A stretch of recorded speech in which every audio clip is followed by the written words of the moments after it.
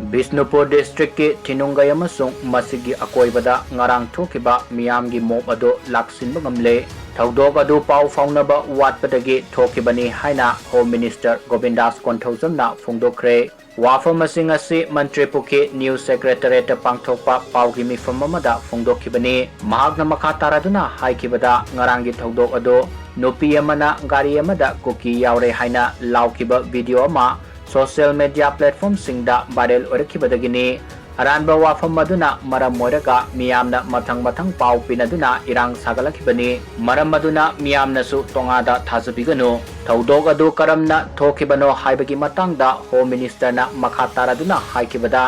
ngarang ayuk saurangna pung taraga minute kontrarom tabada akhanaba pau ama fangbadagi Imphal International Airport da CISF amadi Airport Police ki apunba team amana thiba humbagi thabak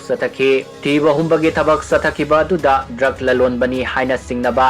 Mohammad Sabir Ahmed kauba kwakta kuman thongkhong taki miyoi ama fakhi miyoi adugi baggage check tawbada brown sugar ni singnaba powder kilogram taruka 10.3 container tarukta haplaga puramba thengnaki faraba miyoi adu makhatana wahong paung sathabada Bisnupur district ki kwakta da kulai khara lotuna thamle haiba khangba ngamlaki security force na nungthil pung amaga minute kuntrarom tabada mayai kabadra amasung kulai sing adu fananaba Thinungei maikaida lakhi Assam Rifle gi kangbu adugi marakta sandel dagi nagama yawi civil dress ta lakpa amasung nongmai mayam ubada kuki yaure haina nupi amana laurakhi madudagi khudakta miyamna gari sing adu nung thomjilakhi tasengbadi gari adu Assam Rifle personnel tonglakpani kuki yaurakhibasu leite security force sing adu miyamna koitan tanakhi loinana gari ani amasu mai thadokhi asigumba Thoudok asi thoktanaba honabinasi